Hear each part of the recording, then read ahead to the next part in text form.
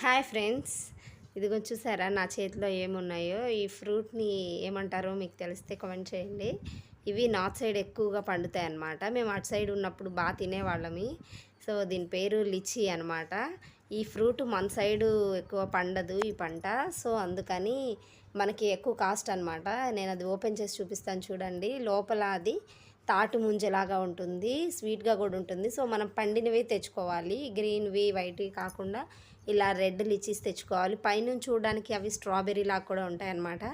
దీనిలో ఎన్నో health benefits ఉన్నాయి. దీనివల్ల యాంటీ క్యాన్సర్గా పనిచేస్తుంది. అలాగే దీనిలో ఎక్కువ యాంటీ ఆక్సిడెంట్స్ ఉంటాయి.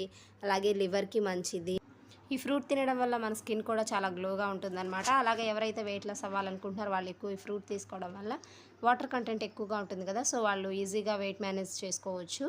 అలాగే ఇది ఇక్కడైతే చాలా ఎక్స్పెన్సివ్, 480 చెప్పారు. ఒక కేజీ వచ్చేసి 400కి ఇచ్చారు.